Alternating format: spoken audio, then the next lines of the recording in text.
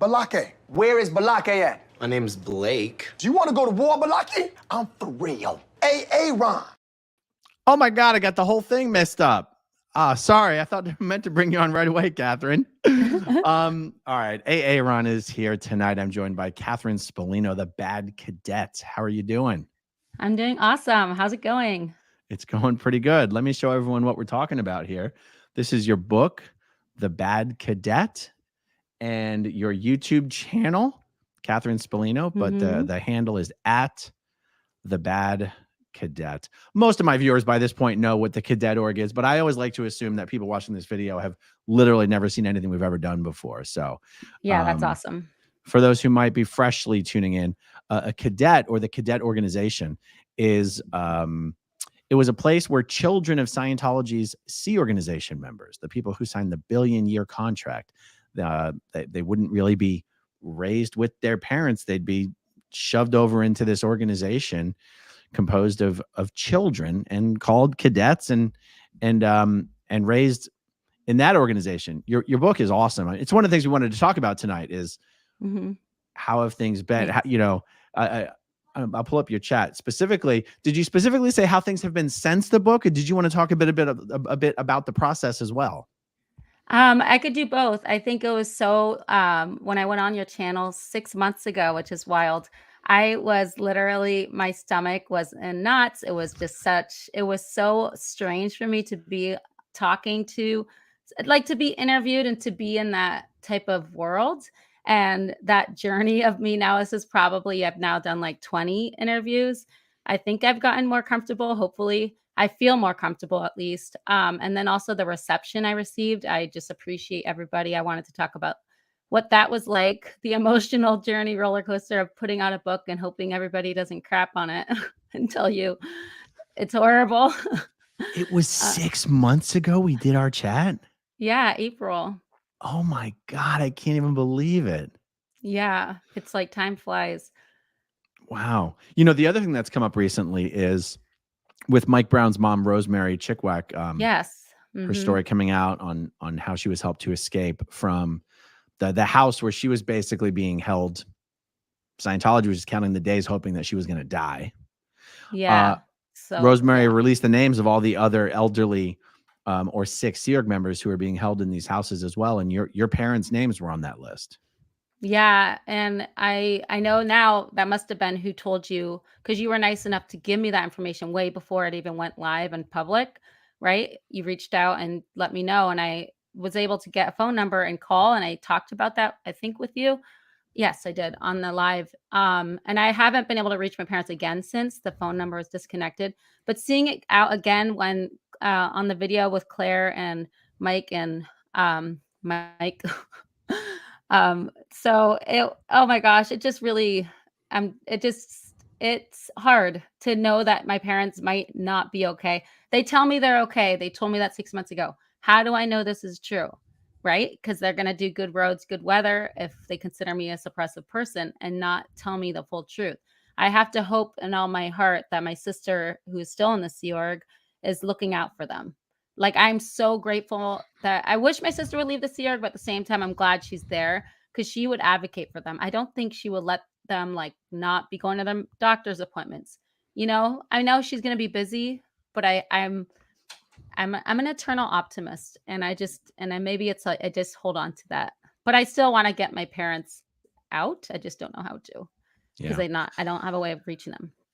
So your sister is Daisy? Yeah. And I knew Daisy. She was in the Sea Org in LA when I was there. Yeah. What other efforts have there been made to contact your folks? So I will say that sorry, my son just came in, but what do you need? You don't want to be on camera, buddy. Okay. Go talk to daddy, actually. Just go talk to daddy. Okay. Sorry. 5 o'clock on, Thursday.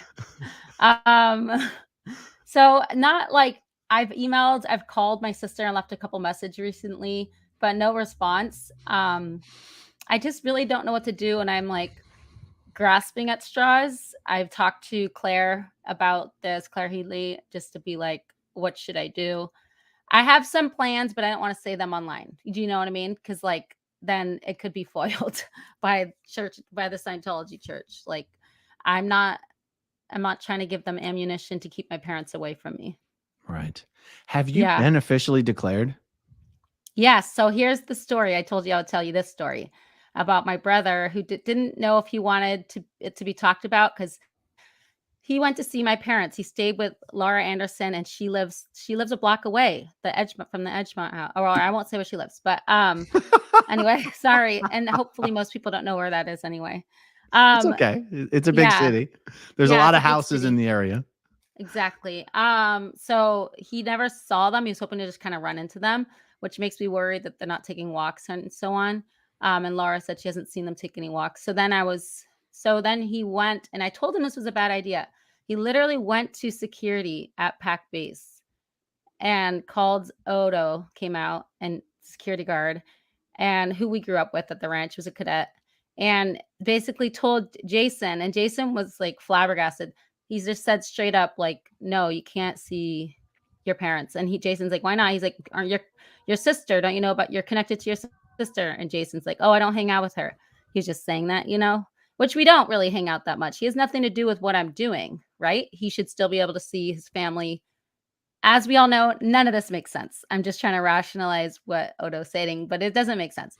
And then he's like, so my brother's like, I don't hang out with her. And he's like, yeah, because she's declared a suppressive, right? And when Jason told me that, I got like a little zing. I was like, oh, it's official. But they don't give us the goldenrods anymore. So yes, I am officially declared. I already knew that was going to happen. I mean, the most insane part about all this is that they already pretty much considered me declared just because I was friends with Mary and Francis, and I was friends at the time with Sina. So it's like they are now, like they probably had already declared me. Like, don't use this book as an excuse, and the book isn't even an attack on Scientology. It just tells my life growing up. But it's just, Scientology is not going to look good because it is the way it is. Like the neglect and everything that we experienced, and working at a young age and underpaid and so much stuff like that. So the next thing my brother says to Odo is like, and Odo says, okay, if you're not connected, you still need to do your conditions because you left the Sea Org. And Jason's like, I did my conditions years ago. I never heard back. And then Odo's like, I think didn't really know what to say. And then so Jason's like, so could I see them? He's like, no. Like, what place and what world is it normal that somebody thinks they could tell someone they can't see their parents and to make up excuses? And even though Jason had responses to these excuses, he still refused to allow my brother to see our parents. And we live in Minnesota. He lives here too. So he was flying out the next day. So he just had to leave. And I think that's really what has woken up my brother a lot, I think. Like now he's like, whoa. And he's like starting to, I think a little, because he kind of didn't really, I don't know, believe what was happening in a way, because I talked to my parents all the time before they disconnected. And my brother was just kind of living his life, you know how that is sometimes with siblings, one is more in contact. So for it to be like blatant in his face, you cannot see your parents, I think was really hard. And that's, of course, like I kind of knew it wasn't going to happen, that he wasn't going to see them, but it's still sad. I'm like, it's messed up. So he's not declared. I mean, stories like this. I mean, the fact that Scientology will come out and say there's no such thing as enforced disconnection as you're characterizing it. And it's like, well, how would you characterize it? Your brother is not a declared suppressive person. He's not in bad standing officially with the Church of Scientology. He's never talked out on Scientology. I had never done it, and they'd already disconnected me. And then because my best friend was on a show, whatever, because I knew about it and I didn't tell them. I didn't report her. Why would I ever report her? But then they also equated it with Jason. That's not his best. It all doesn't make sense, right? It's like, but that's how they work. That's how they operate. And it's not okay, obviously. Let me ask you this. If they're saying they're okay, what's the reason they're saying they're at this house? I mean, I think that they're saying, I think they basically said they were like kind of working, but not really. Like they're on medical schedule. So they were saying like with my dad's diabetes, he's always had diabetes. I think it's like escalated. He's in his 70s. Of course, like that's when it's going to be really hard. And it's with that work schedule and he can't be on his feet all day. And then my mom, I also think she has really bad eyesight, like severely bad. I wonder if she can't even write letters now. That was her job, letter registrar. So Yeah. I think that if they can't do anything, what they put them there to, I don't know, like she's listed as having dementia. I talked to her. She remembered me and my kids, but there's different levels of dementia. So I don't know what that means. She's always been forgetful. So I don't know if that's what's been equated with it. Like she can be that, like that's just who she is. So, but I'm like, maybe it's escalated. I don't know. Like, I don't know what their fine means. They seemed happy. They went for a walk, which is reassuring. They're not bedridden. So Who knows they went for a walk? those are all good things. So I called the first time and the woman there was like, hello. And I was like, oh, I'm trying to reach my parents. I didn't say my parents. I pretended like I was my aunt just to see if I could reach them. She said, oh, they went for a walk. I'll see when they get back. And then when I called again, she answered again and she said, oh, I think they just got back. And then my dad got on and then he's like, oh, Ruth. He thought it was my Aunt Ruthie. We had a conversation and then I was like, is mom there? He's like, oh, she went in the shower from after our walk, but I'll go get her. It just seemed like they all knew that they had come for a walk. It seemed to line up. So I think they had, and also Laura said she's seen them take walks. So I'm like, yeah. So I'm like, oh, they were doing that. So that's, I feel like a good sign, but now they're not doing walks. So I'm like, oh no, because obviously, you need to keep your body moving to stay healthy. Even if it's just a walk a day, get outside. A funny question just occurred to me. I'm just going to say it. If someone had dementia, would they ever be aware of the fact that they had it? That's the thing. I don't know. And I'm like, also then this is the part to play where I tweeted, like, I want to file elderly abuse. I haven't gone through with it yet because I want to see if we can get our eyes on them. If they will not, I have, like I said, I'm seeing what can be done. I have plans. If it does not follow through, I will file elderly abuse because if my mother has dementia, there's no way she can be making, I mean, she's with her husband. So I don't know if that trumps all, but still, at least if I can get eyes on them, just to know what's happening. Well, and also, can you remind me, is there any reason to believe that they both have dementia or is that just your mom? It's just my mom. On the list that came out, it says my dad, diabetes, which he's always had. I imagine it's worse because he's overweight, or he was when I was young and now old in his 70s. And he always had a sore on his leg. Like that is not new. It could have grown. I could see that happening. Right. Well, and also his condition would probably make him not really able to care for her. Like the fact that they're there together doesn't necessarily matter if they are both suffering from severe medical conditions. Yeah. So I would like to know. And that's been my there's stuff in the works. Again, I don't want to say what, but I'm hoping that at least if we can, and if the church is listening to this, like whoever goes to see them, you better let them see them and prove us that they're okay, because that's what we need right now. This is what's crazy. It's like, even from the Sea Org perspective, it would be in their best interests to just let her not go. only allow them to go, but to have them go. Like knowing that they have family outside of the Sea Org who would want to spend the time with them, want to take care of them. Why would the Sea Org want to hold on to them? It's you and I both know from a Sea Org perspective, that's eating up a lot of time and resources they'd rather not spend. Yeah. But they do it anyway, just to keep them away from their family members. When I listened to that interview with, it's Mike, right? Rosemary's son? Is that Mike right? Brown, yeah. Mike Brown. He said that they're getting Social Security checks. I know my parents get Social Security checks. Is that money worth it? Obviously, I don't know if that would equalize how much I mean, they're also all crammed in an apartment building that's not meant for how many people are there. I don't know if that's what it is or if they're racking up credit card debt in their name that's possible. I know my mom would be buying the basics when they came out and buying stuff on credit, or, because I know she didn't have a lot of money. So that's my other wonder is like, are they just using them to get money out of them while they're alive? Which is That's really, a really dark. great point. That's a great point. If they're like, if we let them leave, they're going to bring with them all the evidence of all the credit card debt we've racked up in their names. Better to hold on to them. Yeah. Wow. I mean, because why else would they keep them? There's no reason to. And like, I can be okay, like, Mom, Dad, if you watch this, I'm okay with you coming out and we don't have to talk about Scientology. You can just be near me and see your grandkids. Like, it doesn't have to be, they could believe whatever they want till the day they die. But I would also like them to just live happily, be able to take walks, have good health care.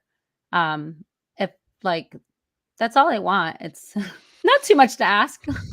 Wow. I remember your mom. I think she was at Asho, if I recall correctly. Yeah, Asha Day.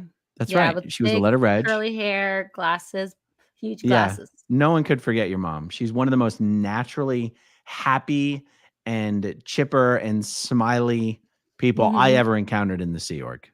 Yeah, she is so sweet. And if you read my book, people who've read my book, it comes, even though I didn't see her a lot, I have so much love for her. Like, she's just such a sweet soul. I always felt that. So to have that growing up, even though I didn't see her a lot, it was comforting to know there's somebody who loves me. Yeah. Your dad, Mike, was he the OT3 Mhm. supervisor? Yeah, and public who know him say he's like a great supervisor, super funny, really like charming. I'm like, huh, I want to know that guy. Like, I didn't really know him growing up. He was just like a guy who was my dad who would ask for money. I would ask him for money whenever I saw him because I had no money. I'd be like, have $1 when I was like a cadet at PAC doing filing. I would just go to the OT area and ask him for $1 and leave. Like, I was like 11 to 13 years old. But like, cause I didn't really, and I knew he had to go back on post. I had only 15 minutes, to go to the canteen and buy a Tiger Milk bar. You remember those? Oh, yeah. Those have a lot of sugar in it. Yeah. You read the ingredients. They're not, I thought they were a protein bar. And then I recently, when I was writing my book, I looked up the ingredients. I'm like, these are very unhealthy. It's like a candy bar. I thought they were But protein bars as well. I thought they were healthy, but they tasted really good. I think it's incredible that you have such a desire to help your parents and take care of them, even though you didn't have much of a relationship with them. I mean, I think that's really powerful, really. Yeah, I don't know why. Like, I know it would be hard and financially could be hard. Emotionally could be hard to watch them decline and, pass eventually just because they're older. But I'm like, I just really want them out. I don't want them to just die there. I don't want to just get a phone call, one of them's dead. Like, that's just, it's really, oh my gosh, that would just hurt so much. And like you said, like, my mom is so, so sweet. My dad, people love him too. Like, he's a nice guy. Like, nobody deserves to just lay in a room all day and like take vitamins. They talked about white gloving the apartment. That's like their chore. Like, that's like fine. It's good to clean stuff, but like, it's not something to look forward to. Well, I got a question for you. Mhm. I mean, you know me, my mind is always, trying to be a little bit of a troublemaker. So I always Mhm. feel like the best way to get someone out of the base is to make it so much of a problem for Scientology that they're still there, that Scientology wants to get them off the base. I mean, technically they're off the base in one of those houses, but you know what I mean, like off Mhm. of the base. So Yeah. recently, Kendrew Kirkconnell is a Sea Org member who was posted in, was it Columbus? And his family was trying to get him out. And Kendrew was wanting to get out, and plans in Yeah. place were to help Kendrew get out. And Scientology shipped him back to LA to keep him away from his family. And my audience called Oh, the wow. LA org thousands of times over a few weeks Oh, and wow. made it such a distraction for Kendrew that his family hasn't gotten him back yet. But let's just say we were hearing what a nightmare it was at the Yeah. base, that they're being inundated by thousands of phone calls wanting to know why they were keeping Kendrew from his family. Yeah. Would you like Wow. people to make calls about your parents? I'm like, it's not a bad idea. Can I sit on it and think on it? Yes, you can. Like, I do think, I honestly, like, I have a plan in mind right now. I promise. It's supposed to go in motion in the next couple of weeks. Yes, 2 weeks. If that doesn't work, then I'm like, I think I will go crazy and like, or like, sick the people on them because, oh, it's a weird thing. Like, what, they should just let him go. It just doesn't make sense. Yeah. Yeah. Crazy. So everybody hold the phone. Let me figure this out and I'll let All you right. know. Once you say the word, I'll do a whole series of videos giving the phone number to call, suggested things that they can say or ask. Or if they're in LA, showing up at the house and asking to see my parents. Oh my gosh. We'll figure it out. But, Yeah. honestly, I want Scientology to get to a point where they're like, for the same reason they canceled the RPF. The RPF is just too much of a It's freaking gone? headache. I didn't even know that. It doesn't exist anymore. Yeah. Wow. They reprieved everybody. They graduated everybody. They removed all the RPF ICs. There's no RPF assignments. They either try to handle you more or they just route you out and beat you, but there's no handling. Okay. I'm sorry. Well, There's that's a no good RPF. thing. I mean, that's change. Yeah.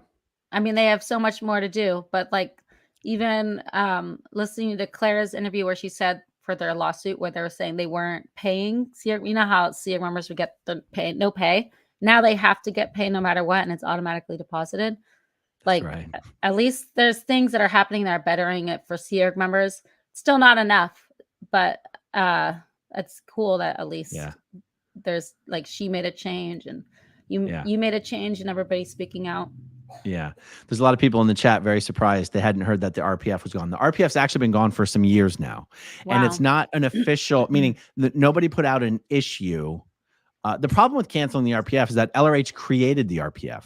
Yeah. So how do you and there's a ton of L. Ron Hubbard issues about the RPF. How do you cancel it without being like L. Ron Hubbard screwed up? Yeah, of course. So they did not put out an issue officially. There was nothing distributed. It was more like it was just canceled through orders. Like there, enough people who've left this year recently have verified in all the various continents that there simply isn't an RPF anymore. So there we go. Got another little visitor. Yeah. You want to go find Daddy? It's like, it's because they know I'm not available. So then it's like, I'm like glue. They're coming, grabbing them. By the way, anyone just new to the stream, you can find Catherine Spallino's channel by searching. I got some new subscribers. There was only like 75. Thanks, whoever subscribed. There you go. And her book is The Bad Cadet, which you can find on Amazon. Okay, so let's see. Uh-oh, I'm clicking the wrong buttons over here. Let me pull up your text. Okay, so you said perhaps we can chat about your experience on the lead up to your book and how it's been since you've been public. Yeah. So I had told people that I didn't want to put my name on there because I was just too scared, basically, on my book, and I was going to be anonymous. And then I got some good advice from a friend, and then, I was like, you know what? I just got to rip the Band-Aid off and do it. So I was a mess, but in a good way, like nervous about it. But the cool part was I had my cadet friends who weren't ready to read the manuscript. I had some cadet friends read the manuscript before I released it, to get that validation that what I had said was true. The timeline was correct. I was texting the whole time I was writing the book with other cadets, and they would I'll be like, hey, was this when this happened? Or how did this happen? Or this is how I remember it. And so, sorry. Okay. It's okay. Okay. You just unplugged the computer, but it's fine. Buddy, you got to go to Daddy. Okay, Daddy will do it. Go to Daddy, please. He's downstairs. He does. He knows my password. We know each other's passwords. You got it with kids.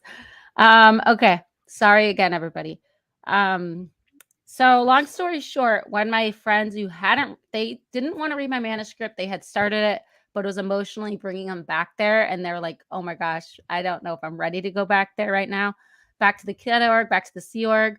So they weren't quite there. And it's also different when you're emailing, reading it on a computer. It's just not as like good. I don't know. I think that was part of it too. But when they got my book in their hand, these are cadets, and they read it, like their response to me is like was so amazing. They loved it so much and gave me so much validation. And that was great. And then to get it from people I don't even know, people who are reading it, who are just interested about Scientology, who have been like, this really shows what it's like as a child growing up in Scientology, because I included all the hormones, the boys, like it's all out there. It's not just about Scientology and me growing. It's like me growing up in Scientology. What is that like? And what is it like for a girl to maintain her sense of self? And how did I do it? And I did it by like being a bad cadet, basically, and just never following the rules and always talking back. And it's like this repetitive cycle. And I look back now and I'm like, oh gosh, it's so awesome too. Is I go on all these podcasts and I learn more about what a cult is. I was on Dr. Steve. His last name is Hassan, I think. Steve Hassan. Oh, you went on with him? Yes, and I read his book too. One of his book, Freedom of Mind, and I learned so much about the bite model and so on. And we had a great conversation. And it's just like I've learned a lot from putting out my book. So I didn't expect all that. So that's been really cool. I'm totally going blank on the one story that I tell. Yeah. Is about one of Steve's books. Oh, Combating Cult Mind Control. Yeah. Oh, that's the one I think I read. Yeah. And then I need to read Freedom of Mind next. I highly recommend. Let me know if you had the same experience.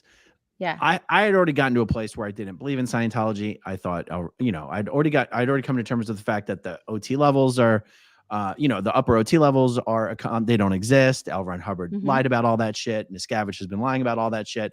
I didn't believe in OT. I no longer believed in Scientology.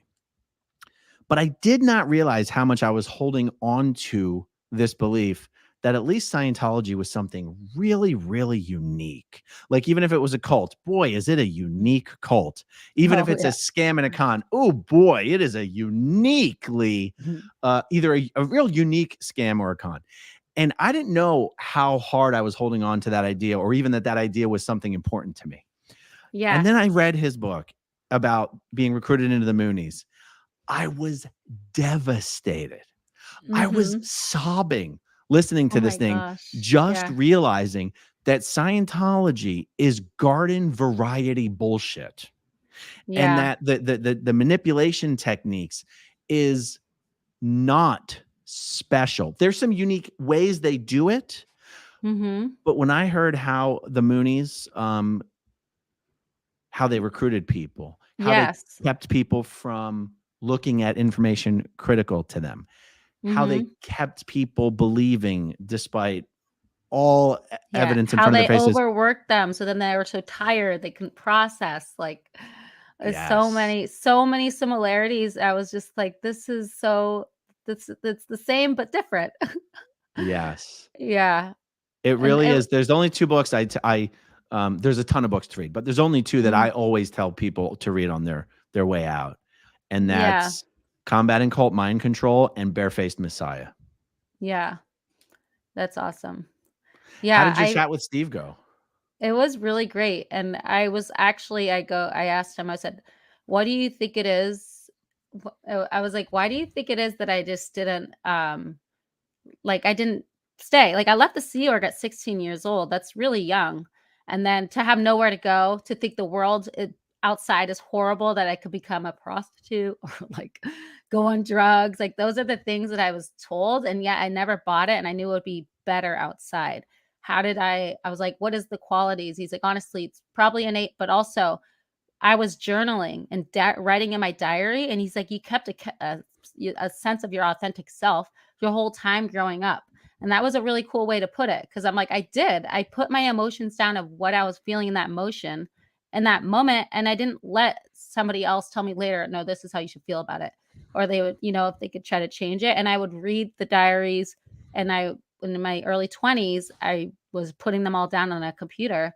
So that's when I was coming out of Scientology too. I think it helped to see like all these moments of unhappiness in my childhood, and like knowing, oh, that wasn't normal to have all this how I was raised. You know, I was aware it wasn't normal my whole time growing up, honestly. So I think that was a really cool part of our conversation.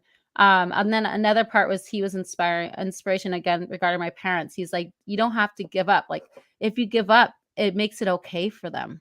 You know what I mean? Because I did try to reach out at the beginning 6 years ago when they stopped talking to me. And I was like, you know what? And I have an email that I read recently.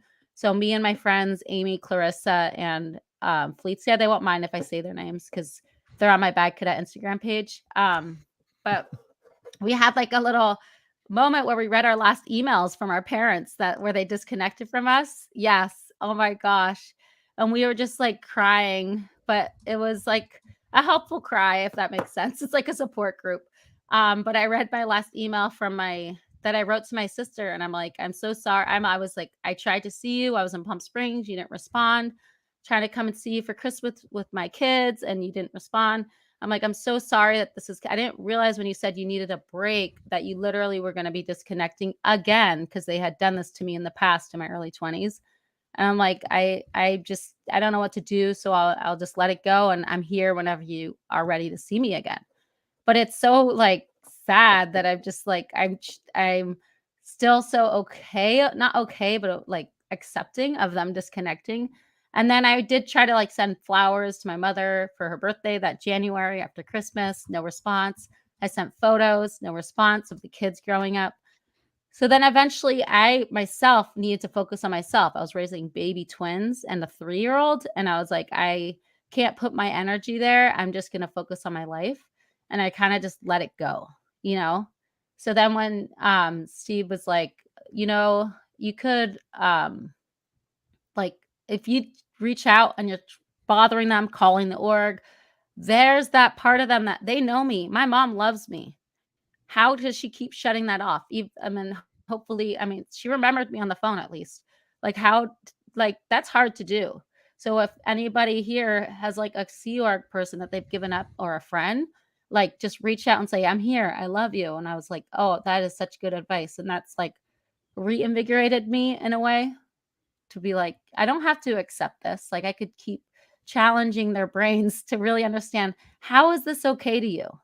How are you letting us all go? They love my kids. They held my baby twins. Now my babies are 7 years old. They lost 6 years of their life, you know, but they could still catch, you know, that there's still a lot of good stuff happening. Obviously, Wow. they're still growing. You know, I mention as often as I can that there's hardly a Scientology family that has not been destroyed by Scientology. Mm-hmm. And what's crazy about Odo Huber, who honestly, Mm-hmm. I mean, I don't know what I want to say there, but what's crazy about Odo Huber being the one to tell someone they can't see their parents is that Odo's own family's been destroyed by Scientology and Yes, disconnection. so Clarissa is his sister. That's who I was at in Fleetsia. We were at the cabin together. Yeah. So it's just like, that's the guy who also is disconnected from them. So to him, it is normal to say to Jason, no, you can't see your parents. Like they're Yeah. doing what I'm doing. We're saving the world. We're like, that's what they tell themselves. And it's just the saddest thing because he had genuine love for his sisters. Like me and Felicia grew up together. She's like in my book and everything. I won't say which name, but like she is somebody he loved and looked out for. And for him to just be like, zip, you know, and same with Clarissa, they were close in age. They were really close. And they have to somehow wrap their brain around that it's okay to just cut people out and to I was consider in them I was in the evil. Sea Org with all 3 of them. I mean, Yeah. I remember them all very well. And Mhm. do you happen to know, did Odo like specifically send disconnection letters to them, or was it just one of those ghosting situations? It was more a ghosting. Like he had conversations with Clarissa where he was mad at her for because she had conversations with her mom. And this is all an interview with Tony Ortega. If anyone's interested, it's a podcast that he did with her. But were about what she didn't like about Scientology. And she was really upset about that, his mom. So then he got pissed at her too. And then they tried to calm Clarissa for having thoughts and opinions, literally. And Clarissa didn't even want to go into the org. And she went and they like it's all about how bad she is and she shouldn't be spreading in theta. And Clarissa's just like, screw this. Like, or did she go? I think she didn't want to go, and her husband went for her just to see what they're gonna say. I'll have to relook, but regardless, I don't think she got anything specifically from Odo. I think it just was like done because his mom had also done it, and then I feel like same with their dad. Like there was some emails, and then it was done. Or Who's I think yeah. Who's their dad? I don't know his first name. I'm spacing it. I would know it if somebody said it. But he was a nice guy. He was more involved in their, like, there were cadet parents who'd be more involved, and cadet parents like mine who didn't have a car and had no way of getting to the ranch. He had a car, or somebody did. They borrowed a car, and they would come and see them at the ranch. Oh, was he from Int? No, he was at Pack. Oh, I see. Yeah, the Pack Ranch, and then the Int Ranch is a whole another thing. Yeah. Right. You mentioned earlier that you tried to call your sister. How did that go? I just left a message. How'd you even get a number for her, or whatever? Oh, I just called Bridge and I left a message, and like I knew I wouldn't get a call back. I just did it yesterday on a whim. I was like, Jason was texting me. He was like watching all the podcasts I'd been on because he was kind of not really. He didn't really want to know about. I don't know. Whatever. It was what he was in the mood, and then I was like, we were just talking about everything that happened again, and I'm like, I'm gonna try to call my sister. I didn't even tell him that. I just did it, and then I didn't get a response, but I don't know, just gave it a shot in the dark. Like, Very what if brave. they just put me through? What if it was a new CIRG member who didn't know about the list? They must have a search Excel sheet, and they put in names, and they go, here's a list of people who you can't talk to. You know what I also think is funny, and have you talked about this, is like an SP is only supposed to be 2% of the world, right? So I think, 2.5% are supposed to be the truly dangerous SPs. And I believe it's another 17.5% that are just supposed to be under our control. Yeah. So then how is like 50% of the people they know all SPs? It doesn't, like, the math ain't mathing, right? I know. It's crazy. I don't know how, like, you could have the cognitive dissonance, like all of those CIG members, even my best friend who turned on me and wrote a report on me and got me basically declared. Like, how did she do that? Like, I was her best friend. I almost want to sing that song. You're my best friend. No, apparently not. Like, it's so sad. Who is that? Or do you not want to say? I don't want to say her name, even though I should, but I won't. People know who she was. She was in LA with me all the time. We hung out all the time. And I'll say she's blonde. And that's it'll come out in my second book, everyone. She's in my first book. Her name's Hallie in my first book. So then she'd be in my second book. People are gonna connect all the dots. Yeah. And that's okay. At least she still is like semi-private. It's kind of fun though, right? When you like, anyway, any ranchers who reach out and cadets, I tell them who the pseudonyms are and stuff. It's more just like to not have it public, you know what I mean? Like forever. Sure. Out in the world. Yeah. For anyone newly joining the stream, here, let's refresh this and see how we're doing. 82. Boom. Oh, look at that. Thanks, everyone. I'm gonna do, like, I still don't know what this channel will be. People were just like, you need to have a channel. I'm thinking maybe Cadet Conversations or something, but I know I'm talking to Marian Francis next week and Christy Gordon. So cool. I'll live stream that next week. For anyone who's interested. We're talking about the cadet org, and we'll have photos and stuff. And guys, this is the first, this video that we're doing right now is also streaming on Catherine's channel, and it is the first video ever on your channel. Yeah. So that's cool. Mm-hmm. And the book that we've been talking about is The Bad Cadet, and you can get it on Amazon. And so how has the reception been to the book? It's been good. I mean, 5 stars. You saw it first. It's right there on Amazon. 72 reviews. So, and like a lot of people, like, for how many sales there are, I'll just say that's way less than the sales. So I appreciate everybody who's reviewed. Oh my gosh, thank you so much. It means a lot to me. And then I read the reviews, the ones that are actual comments, because you can either leave the stars or you can leave a written comment. And especially the ones, I love all of them, but the ones who are like, I love how feisty you are. Like, oh, your spirit is so awesome.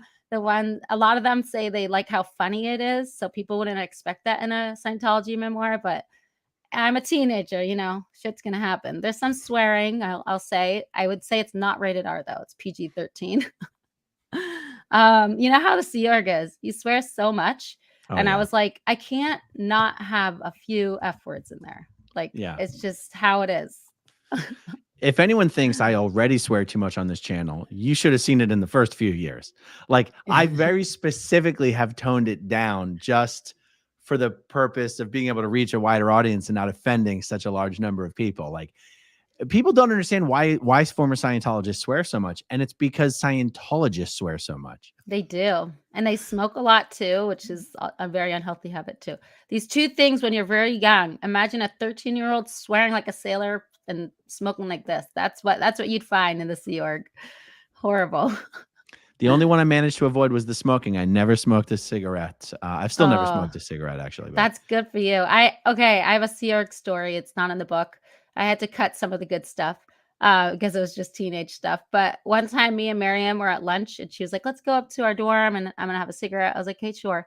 So we're like, go up to the dorm and she's like smoking. She's like, you want one? This is not even my first time trying. It's like, I'm 14 years old, maybe 15. And I'm like, sure. And I like took a drag and I like went to sit down and like missed the chair and fell. And she's just like, what is wrong with you? I was like, I've never smoked before. I didn't like it. So I didn't smoke the Sea Org either. oh, there you go. There you Yeah. go. Yeah. I did smoke after the Sea Org for like 2 years. Oh, just 2 years? Was it hard to quit? No, because it was like social smoking, just like when everybody is out. Yeah. Especially when we were like underage and you couldn't get into anywhere that was drinking.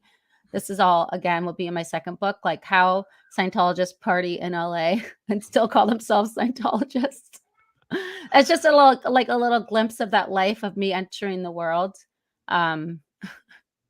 It's funny. So you're already working on it? I am working on it, but I'm mainly trying to get this Audible out, which should take so much time. So I'm on chapter 37 now out of 55, I think. So I'm almost there. Everybody who would rather get Audible, if you could follow me on Instagram, I will say when it's available. I'll definitely have it out before Christmas. And I'm doing it myself and I'm doing the best I can. Don't tease me. I can't do have wait the because equipment, so I'm it should be quality. exclusively audiobooks these days. Okay, yeah, cool. I'll let you know for sure, and I'll come on your channel and we could do like a unveiling or something if That'd you're be up for it. so much fun. That'd be so much Yeah. fun. As I get older, my attention span's getting less and less and less, and I cannot. I do audiobooks because I have to listen to the books while I'm doing other things. I cannot just sit down and read a book. It's almost a problem. Yeah, it's a lot of people like that, and it's I think we're all used to multitasking, like phone, this, that, this, and it's nice too. Like if you're driving, to have something to listen to too. Like it's a good thing to have. Yeah, that's awesome. So already working on a second book. Dang, that's Mm-hmm. great.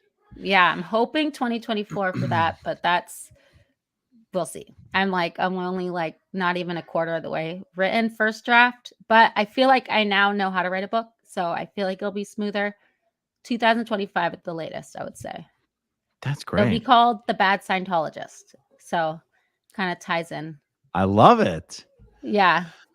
Okay, so I want to pick your brain a little bit as far as your plans for your channel.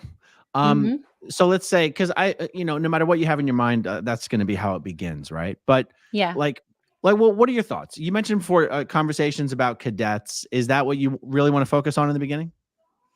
I honestly don't think I'll be putting up a lot of content at first because I'm trying to get the Audible out, trying to write my book. But if I get a zing of inspiration, or maybe I'm on a girls' trip with my friends again, maybe we'll all hop on and just do a fun thing together. It's going to be there and you'll see it pop up every once in a while, but I don't think I'll have a lot of content at first. Maybe down the road, when The Bad Scientologist is out, I will have more, but I could be wrong. But I feel like it's more important to write my book and get the Audible out. Can I share a couple But anytime thoughts with you on the stream- subject? Yes, please. So I have heard other people when talking about books, particularly books in planning, they don't want to mention this or that because they're saving it for the book. I'm gonna provide kind of a spectrum of thoughts here. Yeah. And I have a thought on that, which is there's no such thing as saving it for the book. Like yeah, I've already no one, said a lot from Okay, the no one bedside knows elders. what's in the book. No one knows what's not in the book. Saving it for the Yeah. book doesn't do anything. And in fact, telling stories just helps promote the book. So that's just something I wanted to just say. Yeah. But as far as the channel goes, when I first started my channel, I just had everything. It felt like every video had to be like very important. Every video, it was like a big deal. And it was almost like once I did a video, I was like, oh, now the video's been done. Like I'll never have to speak about that again. And it's looking back on it, it's just a silly way of thinking because I mean, you could do a video today, a week from now, nobody remembers your damn video. And, Yeah. you know, even if you have 100,000 subscribers, like 90% of your subscribers did not even see that video. Yeah. And so now the way I think of videos is that I think it's one of the reasons I do so many videos is because each individual video on its own is so unimportant. And it's actually very healthy to think about them that way, that it's just Yeah. not a big deal. 1,000 videos is going to be better than any 10 videos. Anyway, where am I going with all this? Well, one other small tangent. Okay. Kind of based on everything I just said. When recently, when people have been wanting to talk to me about maybe talking out for the first time, Yeah. I go, you know, you might shy away from feeling like you need to sit down and like tell your whole story just because it's the first time that you're speaking out. Like no one knows who you are. Why does someone want to sit down and listen to a 3-hour story? Like that's true for anyone. No one in the world, relatively speaking, no one in the world knows who we are. Why would anyone just right out of the gate want to sit down and listen to 3 hours of your story, right? Yeah. And I said, instead of planning on, oh, I'm going to do one video, plan on doing 20. And instead of sitting down and going, I'm going to tell my story, I've been recommending to people, instead of sitting down and telling your story per se, talk about experiences or tell a story, not necessarily your story. So, okay, this is a whole lot of verbal diarrhea. I love that. No, I think that's a great point because people have short attention spans and it's fun to be like, headline, that time I fell off the horse and almost died. Yes, That actually happened to me. That's a perfect example. That's exactly what I'm talking about. So like my recommendation would be like, if you just, let's say, because you watch a lot of videos, I'm betting. Let's say you watch a video and you go, oh my God, that reminds me of a hilarious story. I would recommend flip your camera on and just go, I was just watching Laura's video about this and it reminded me of a crazy story, and tell a 10-minute story and just get used to talking about nothing particularly profound and insightful, except it's interesting to you. Maybe some people will find it funny and entertaining and they'll go, oh, I love her personality. I love the way she talks. And so you're giving people a little bit here, a little bit here, a little bit there. I like the 10-minute thing. I could do that. Exactly.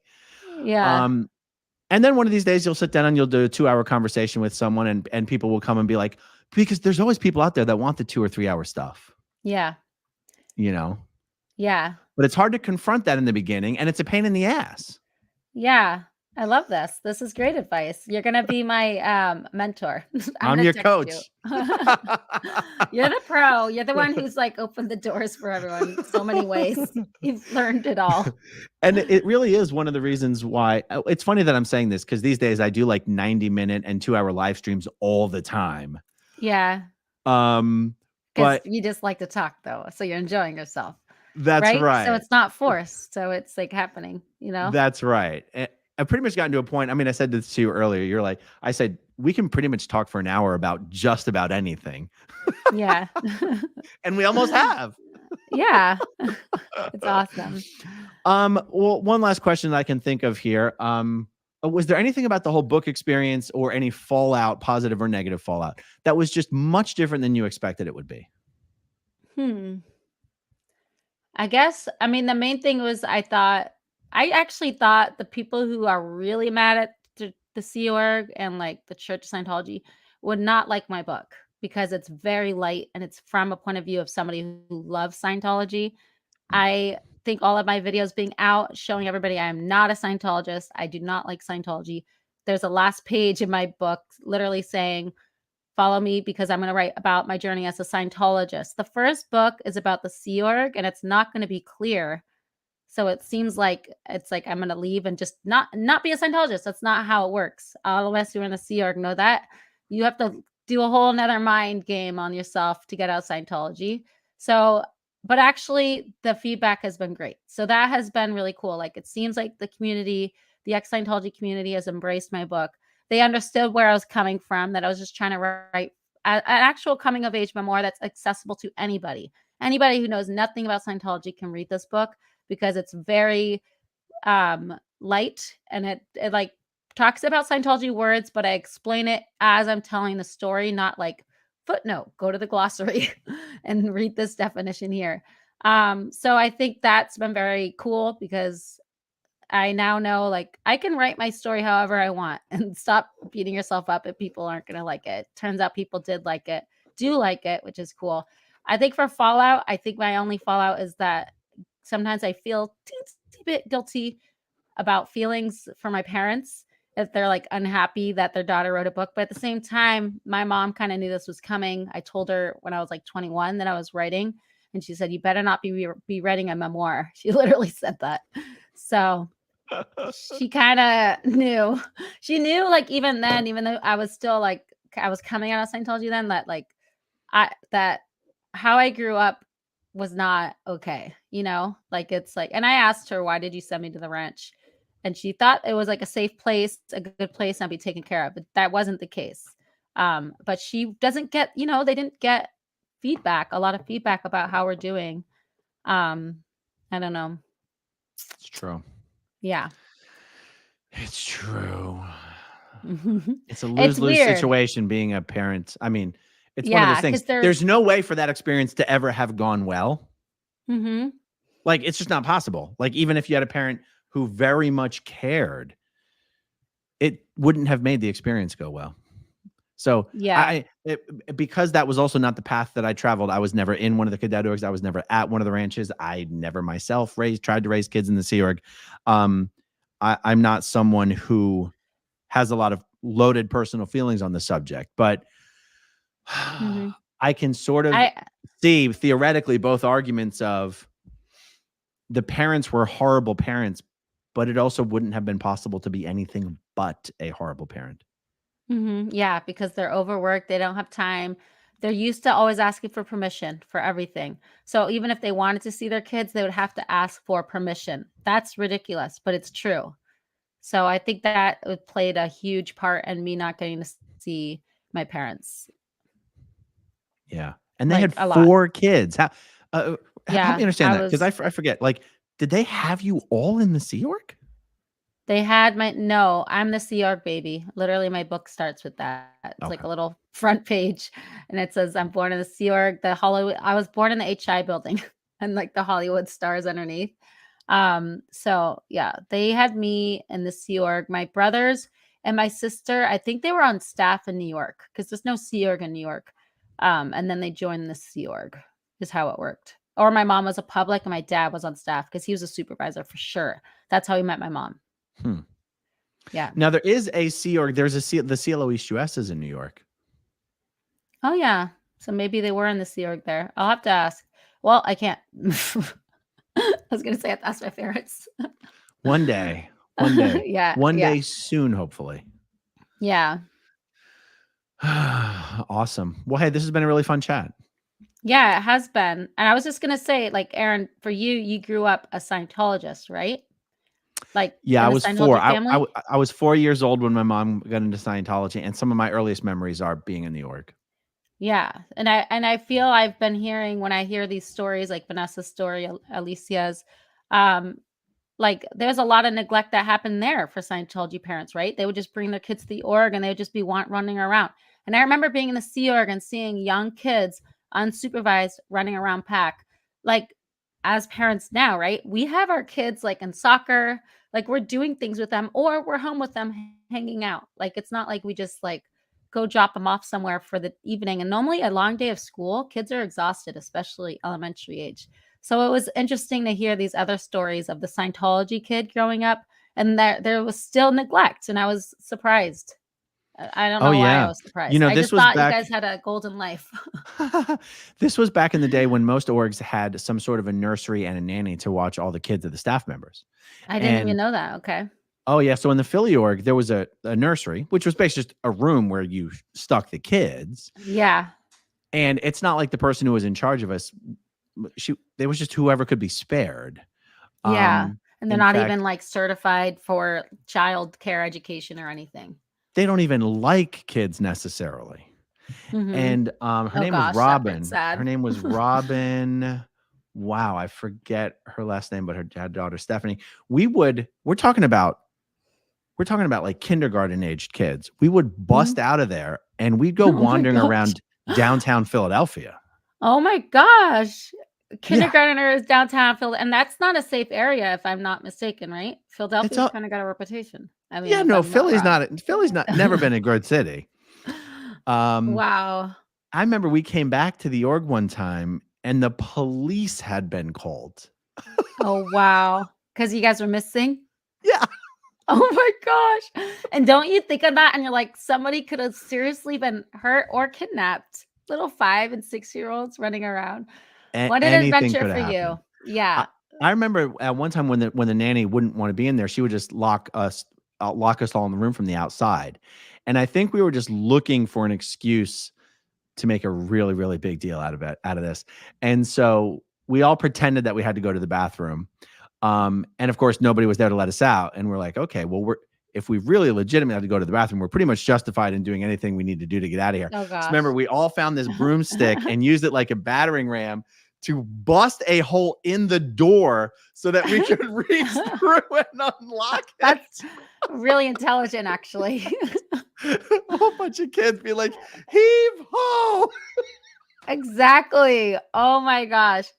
See, this is the stuff that happens with children. It's why I have my book the way it is. Like I have moments like this where I'm doing out ethics things and it's so funny and like someone could get severely hurt, but in the like you read it and it's funny, but you're also like, what? Oh my gosh. There was a part where I run away when I'm 12 years old from the ranch and I get picked up by a man. And he luckily drove me back to pack. And I was like, he doesn't look like RAPIST. I don't know if I'm allowed to say that word on YouTube. So I got in the car and luckily he was a nice person and he literally brought me back. But when he goes, why I was running away because I was mad at my friends because they were teasing me about something. And he's like, where are you from? I was like, uh-oh. And I had to say the Candy Dogs Ranch. And then I was like, but it's really nice there. You know how you can't say anything bad. I'm like, I just wanted to see my parents. I miss them. He's like, maybe give them a call instead. Cause LA is like an hour drive without traffic. And I was going to try to walk there and I was going to try to hitchhike. And eventually, but he was not going to LA. He's like, I'll give you a ride back to your school. I'm just like, wow, that like looking back now, I'm like, oh, 12 years old, fully developed, definitely could have been taken advantage of in like the worst way. So funny, Wow. not so funny story, but it's a little, it's Wow. wild. Like the things you get up to when you're neglected. So many of us have pointed out that it wasn't really until we had kids of our own that we Yeah. realized how fucked up the way we were treated, the things we were expected to do, all under the banner of treating us like adults or treating us like big beings or granting us beingness or whatever the hell, all the ways Scientologists would Yeah. justify saying kids aren't really kids. You're Mhm. just 76 trillion year old things in small bodies. Yeah, and like knock off the HENR, which is like as a child, you go through so many emotions and that's normal. You have big emotions and we are always told to shut them down. Not Yeah. okay. And like that was not good for me because I was a very emotional person. Yeah. Yeah. It's funny. I like to say it's amazing we all turned out so well, or not all, but then you go, but did we really? Or did we Are we really a little all turn crazy? out so well? Maybe. I'm not sure. People do say that to me. How are you so normal or like upbeat or like cheerful? I'm like, first of all, I'm not in a Sea Org because she gives you some perspective. And then I'm like, and I honestly don't know because like I literally am generally pretty happy person. And I don't have like I do not like the Sea Org or Scientology. I don't like what they're doing to my family, to other families, to so many people, the harassment they do. But it's not taking over my life and soul. Like it's like I'm doing something here. I have a book out here that's exposing it, and that's really cool. And I don't have to be depressed and dark about it, Yeah. I'll tell Yeah. you, I've heard some anecdotes recently from some, shall we call them under the radars, saying things about folks like us, like, oh, I don't know why they don't just get over it and move on. And I think to myself, it sounds like you're the one who hasn't gotten over it and moved on, since you're so damn triggered about us talking about it. Like, Yeah. I do feel like I don't feel like I'm someone who hasn't gotten over it. I genuinely enjoy helping expose this thing to the world. I don't feel like I'm stuck in it. I don't feel all, I don't know, bitter and hateful. Like, Yeah. that's not what it is for me. Like, I tend to look more down on people who are like, would rather we weren't talking about it. I go, what's wrong Yeah. with you? There's nothing wrong with me. Yeah. Yeah. And I definitely think your energy is great and you don't come off as like bitter and angry. Like you have a sense of humor. And I'm the same way. And I actually didn't know with the book coming out that I would enjoy doing these podcasts. And I've actually been reaching out to podcasts who know nothing about Scientology, whose theme is like, what's it like to be a mom? And then I like come on, I'm like, what's it like to be a mom when I didn't have anybody raise me? What's that like? And then I'm exposing them to the world of Scientology. So it's been cool going to new places and trying to get it a little bit out. I'm trying to spread it out. And I'm like, I feel like I am doing good because people don't really understand a lot of people just know Tom Cruise, Scientology, but they don't understand like the work trafficking that's happening, the abuse and all of that. And Danny Masterson's trial obviously has helped so much with exposing how horrible Scientology is. So that's been great seeing him get arrested. It's like, and put in jail. So, I'm going to dress up. I'm very strongly considering dressing up as Danny Masterson for Halloween. And if someone goes, who are you? I'm going to just say, oh, I'm a Scientologist in good standing. I love that. Can you please? It's also pretty like, that would be really great. You could wear what he wears on that 70s show, right? That's right. That's And right. that would In a be, prison like, jumpsuit. recognizable. I'll do like Oh, the sideburns and the curly yes. hair in a prison jumpsuit. And I'll just be like, oh, I'm a Scientologist in good standing. Yeah, like they still support him. It's wild. Oh, there was one other thing I was just. Oh, have you spoken to Shalise Ann Sola yet? I don't know You who definitely should. So Okay. she's a former Mormon. She's probably about your age. I don't know. Are we the same age? How old are you? I'm 38. 38. I'm 43. She's probably closer to your Okay. age than my age. She's got a fantastic channel. Her channel is called Cults to Consciousness. She's interviewed a bunch of former Scientologists already, including me. And I'm sure she'd love to have you on. She's fantastic. Cool. I'll try to introduce the two of you. That would be amazing. Yeah. Yeah. Love it. Super cool. Well, look, we did an hour. Yay, we did it. And I've been trying to read the comments, but I do bad at that. I just focus on the conversation. Hopefully I can read them later, right? Oh, you can read them later. Actually, let's do the super chats real quick. Okay. Helen Girl, my father had dementia and knew that he had it. That's really remarkable. So you can know that you're losing your mind. That would be hard. Yeah. I'm sorry, by the way, for your father. Zigma, thank you. Love you, Aaron. Still looking at that plank. Yes. One of these days, I'll do something about it. What's wrong with the plank? Is it missing? So the plank is covering up an outlet, but the reason it's there isn't because of the outlet. It's because of the big fat ugly cord that's plugged into the outlet. And I just have to reorganize and plug it in somewhere else, and then I'll get rid of the plank. Okay. I didn't notice it. So. There's another one behind me, actually.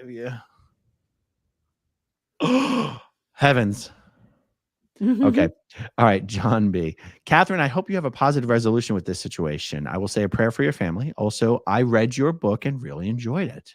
Oh, thank you, John. It's awesome. And yeah, I hope I get fingers crossed. Abigail says, hey, Aaron and Catherine. Kate, I hope your plan works out. But if it doesn't, the SPTV Nation is ready to give Scientology hell.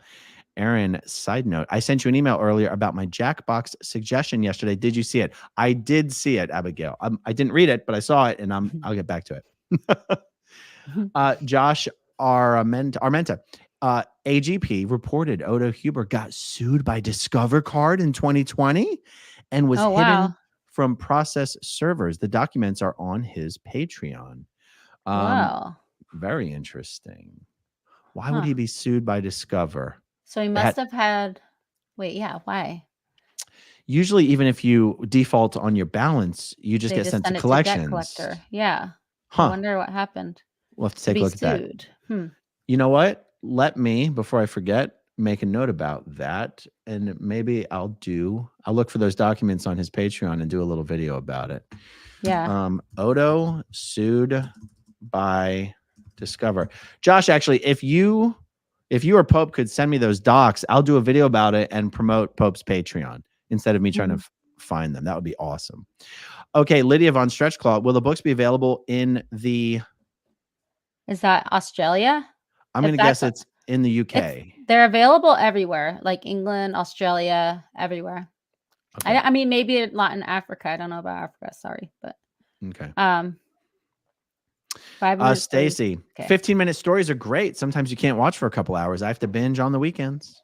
Oh, yeah. Cool. Like this. Good ideas. SPTV Tattoo Warrior, Barb, I fell in love with Catherine when she got to the part where she joined the military and said, I joined another effing pool cult.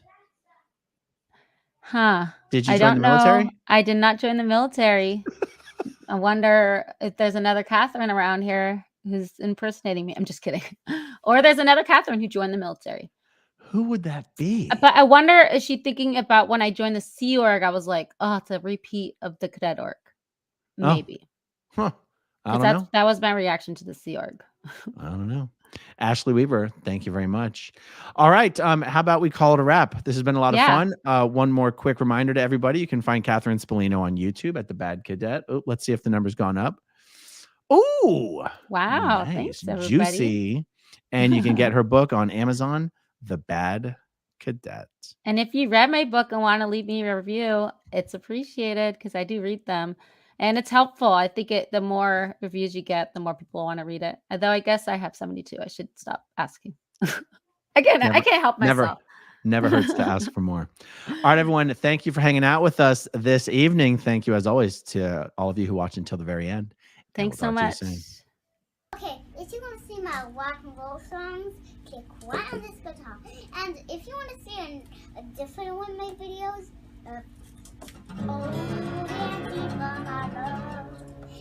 then you could click right inside here. If you have subscribed or not, subscribe right here. Bye.